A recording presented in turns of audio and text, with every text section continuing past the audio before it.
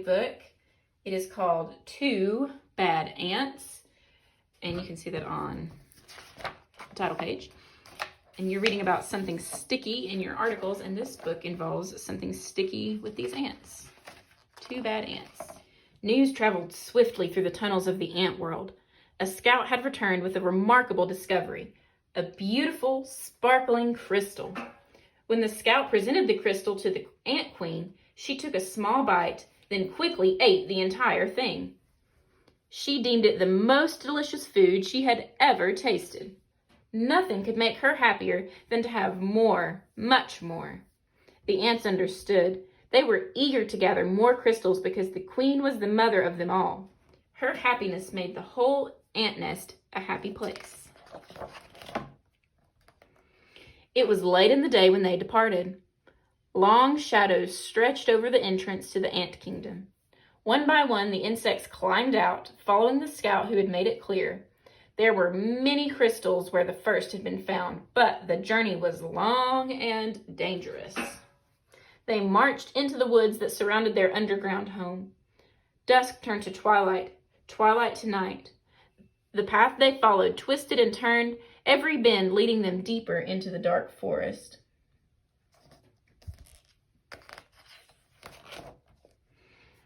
More than once, the line of ants stopped and anxiously listened for the sounds of hungry spiders. But all they heard was the call of crickets echoing through the woods like distant thunder. Dew formed on the leaves above. Without warning, huge, cold drops fell on the marching ants. A firefly passed overhead that, for an instant, lit up the woods with a blinding flash of blue-green light. At the edge of the forest stood a mountain. The ants looked up and could not see its peak. It seemed to reach right to the heavens, but they did not stop. Up the side they climbed, higher and higher. The wind whistled through the cracks of the mountain's face. The ants could feel its force bending their delicate antennae. Their legs grew weak as they struggled upward. At last, they reached a ledge and crawled through a narrow tunnel.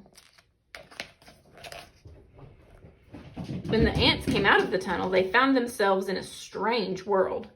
Smells they had known all their lives, smells of dirt and grass and rotting plants, had vanished. There was no more wind, and most puzzling of all, it seemed that the sky was gone. They crossed smooth, shiny surfaces, then followed the scout up a glassy, curved wall. They had reached their goal. From the top of the wall, they looked below to a sea of crystals. One by one, the ants climbed down into the sparkling treasure.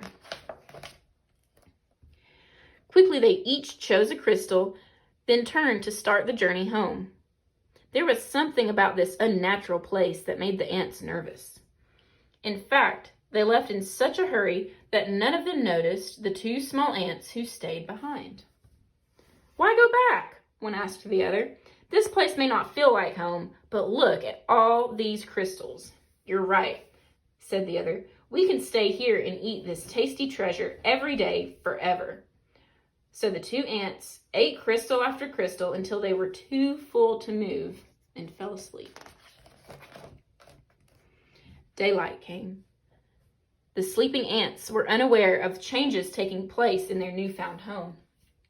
A giant silver scoop hovered above them, then plunged deep into the crystals.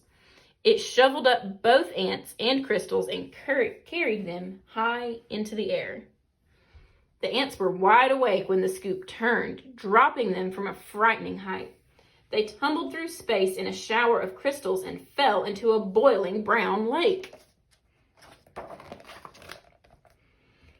Then the giant scoop stirred violently back and forth. Crushing waves fell over the ants. They paddled hard to keep their tiny heads above water, but the scoop just kept spinning the hot brown liquid. Around and around it went, creating a whirlpool that sucked the ants deeper and deeper. They both held their breath and finally bobbed to the surface, gasping for air and spitting out mouthfuls of the terrible, bitter water. Then the lake tilted and began to empty into a cave. The ants could hear the rushing water and felt themselves pulled toward the pitch-black hole. Suddenly, the cave disappeared and the lake became calm. The ants swam to the shore and found the lake had steep sides. They hurried down the walls that held back the lake. The frightened insects looked for a place to hide, worried that the giant scoop might shovel them up again. Close by, they found a huge round disc with holes that could neatly hide them. But as soon as they climbed inside, their hiding place was lifted, tilted, and lowered into a dark space. When the ants climbed out of the holes, they were surrounded by a strange red glow. It seemed to them that every second the temperature was rising. It soon became so unbearably hot that they thought they would soon be cooked. But suddenly the disc they were on rocketed upward, and the two hot ants went flying through the air. They landed near what seemed to be a fountain, a waterfall pouring from a silver tube. Both ants had a powerful thirst and longed to dip their feverish heads into the refreshing water. They quickly climbed along the tube. As they got closer to the rushing water, the ants felt a cool spray. They tightly gripped the shiny surface of the fountain and slowly leaned their heads into the falling stream. But the force of the water was too strong. The tiny insects were pulled off the fountain and plunged down into a wet, dark chamber. They landed on half-eaten fruit and other soggy things. Suddenly, the air was filled with loud, frightening sounds, and the chamber began to spin. The ants were caught in a whirling storm of shredded food and stinging rain. Then, just as quickly as it had started, the noise and spinning stopped. Bruised and dizzy, the ants climbed out of the chamber. In daylight, once again, they raced through puddles and up a smooth metal wall. In the distance, they saw something comforting. Two long, narrow holes that reminded them of the warmth and safety of their old underground home. They climbed up into the dark openings. But there was no safety inside these holes. A strange force passed through the wet ants. They were stunned senseless and blown out of the holes like bullets from a gun. When they landed, the tiny insects were too exhausted to go on. They crawled into a dark corner and fell fast asleep. Night had returned when the battered ants awoke to a familiar sound. The footsteps of their fellow insects returning for more crystals. The two ants slipped quietly to the end of the line. They climbed the glassy wall and once again stood amid the treasure.